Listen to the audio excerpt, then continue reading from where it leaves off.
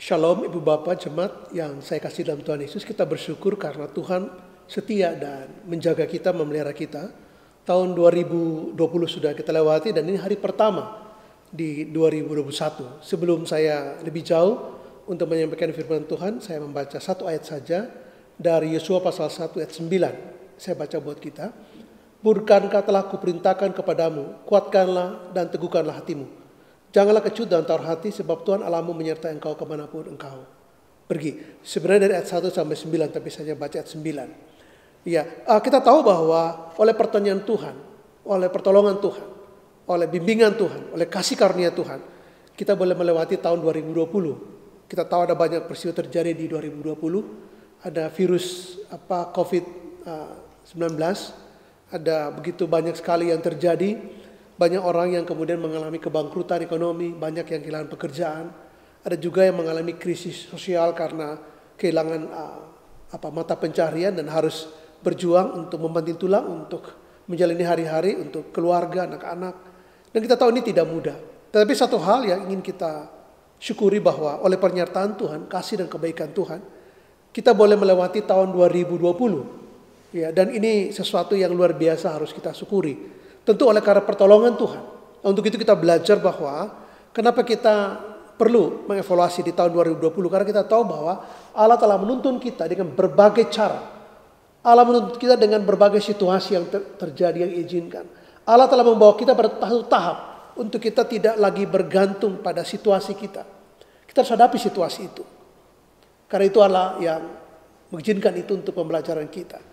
Tetapi di atas segalanya kita tahu bahwa Allah yang mendidik kita, yang mengajar kita, yang melatih kita di situasi seperti itu. Kita teringat ketika umat Tuhan berada di padang gurun, Tuhan juga melatih mereka 40 tahun di sana.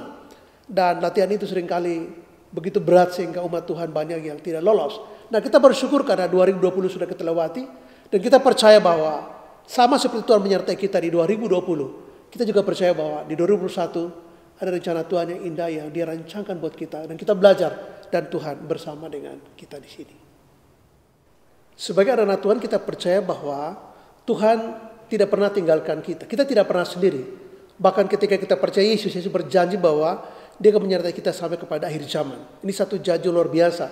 Kita berani mengatakan bahwa janganlah kau menjadi hamba uang.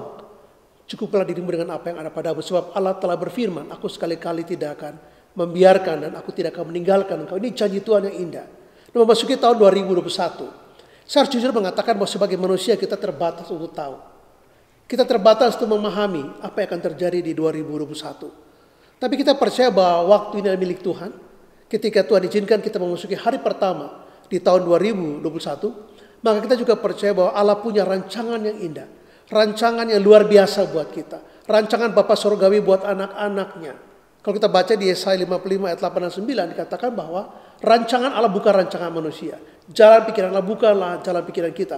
Setinggi langit di atas bumi demikianlah jalan Tuhan daripada jalan-jalan kita. Nah, ketika kita mendengar janji seperti ini, ketika kita membaca dan merenungkan secara mendalam, maka sekalipun secara manusia kita terbatas untuk tahu, kita terbatas untuk memprediksi, kita terbatas untuk menerka, untuk mengira apa yang terjadi. Secara logika barangkali kita bertanya, apa yang terjadi?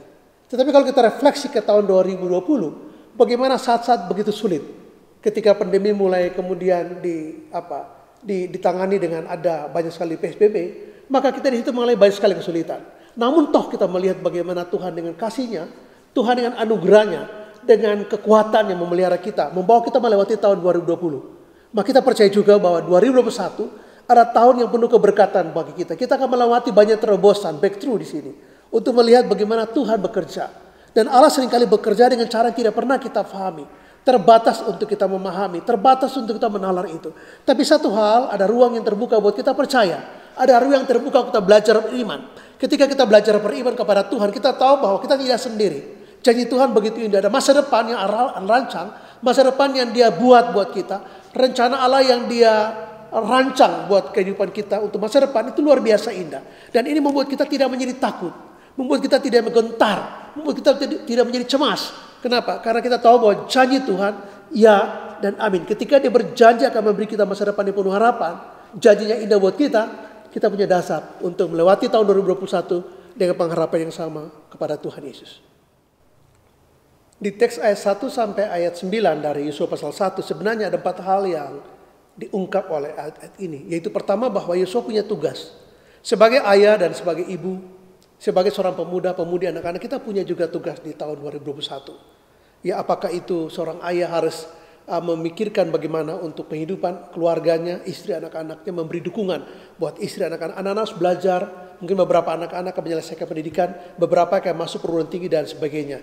Dengan pola sistem kemudian kita semua serba online, maka kita akan mengalami banyak lagi perubahan-perubahan ke depan. Tetapi kita percaya bahwa tugas-tugas kita, baik sebagai ayah, sebagai ibu, baik sebagai anak-anak, kita punya tugas yang harus kita emban di 2021. Mari kita mempersiapkan diri dengan sebaik-baiknya supaya tahun-tahun ini menjadi tahun-tahun keberkatan buat kita. Kita tahu bahwa kita tidak sendiri. Kita tahu janji Tuhan indah buat kita. Kita tahu bahwa Tuhan tidak pernah biarkan kita sendiri. Maka mari kita melakukan tugas-tugas kita. Dan banyak tantangan, banyak kesulitan, ada banyak pergumulan. Tetapi kita tahu bahwa di tengah-tengah pergumulan, situasi yang sulit, perubahan-perubahan yang begitu cepat terjadi, mari kita mempersiapkan supaya kita mengatur tugas kita dengan baik. Yang berikut ialah bahwa di ayat yang ke-8 Tuhan bilang kepada Yosua satu hal yang sangat penting adalah Yosua tidak boleh melalaikan untuk membaca firman Tuhan.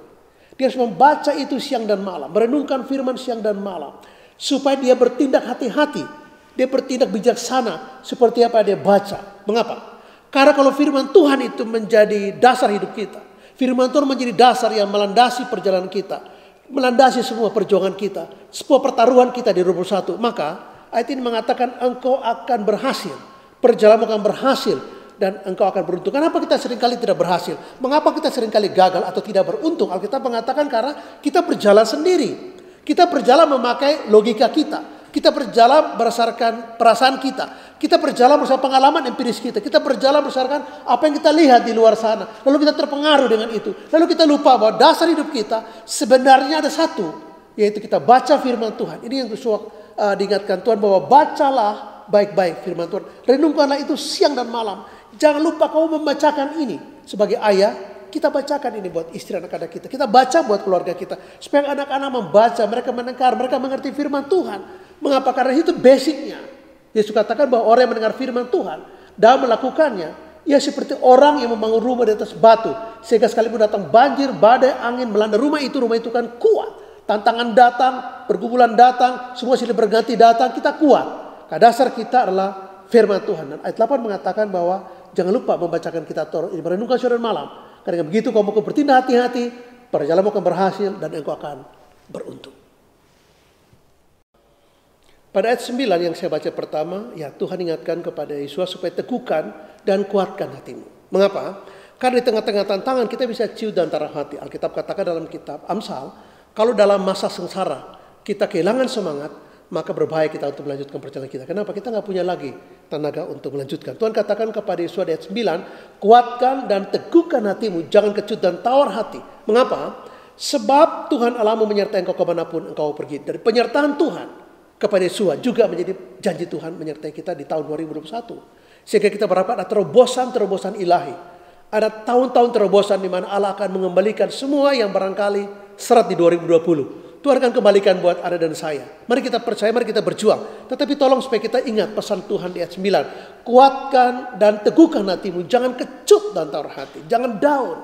Jangan stres. Jangan tertekan. Jangan depresi. Sebab kalau kita mengalami stres dan depresi, kita mengalami kesulitan internal sehingga kita tidak bisa berjuang. Tenaga kita habis hanya merenung kedepresian kita. Hanya merenung kestresan kita. Sehingga kita tidak punya lagi kekuatan apapun untuk energi apapun untuk melangkah memperjuangkan apa yang Tuhan sedang sediakan di 2021. Nah, ada 3 hal di ayat 9 ini yang saya ingin tutup renungan saya adalah bahwa Yosua harus menjaga dirinya supaya dia tetap kuat.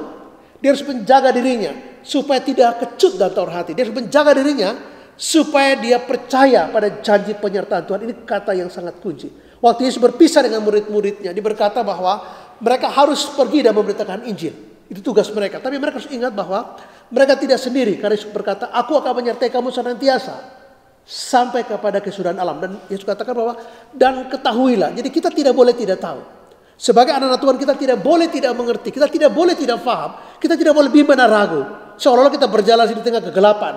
Ketidaktahuan kita, apa yang terjadi, misteri apa yang terjadi di 2021. Kita percaya bahwa kita tidak sendiri. Ada janji Tuhan yang indah buat kita. Ada penyertaan yang Tuhan jadikan buat Yosua, buat kita semua. Mari kita imani janji Tuhan. Mari kita belajar untuk buat komitmen totali kepada Tuhan. Kita tahu ini tidak sederhana, kita tahu ini tidak mudah. Semua orang di seluruh dunia mengalami pergumulan yang sama, pertanyaan yang sama. Apa yang terjadi? Bagaimanakah potret daripada tahun-tahun ke depan? 2021 apa yang terjadi? Ada banyak prediksi ekonomi, ada banyak prediksi politik, dan ini dan itu. Termasuk kita masih bergumul juga dengan COVID-19. Tapi kita percaya, mari kita imani bahwa kita jangan sampai takut.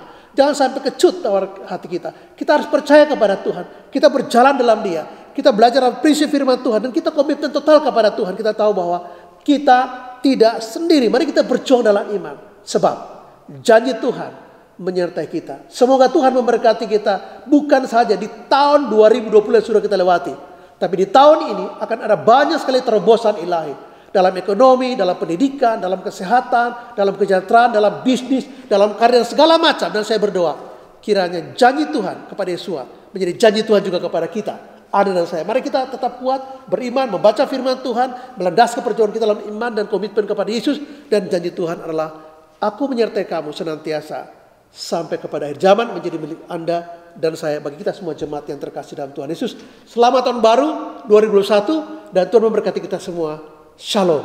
Amin.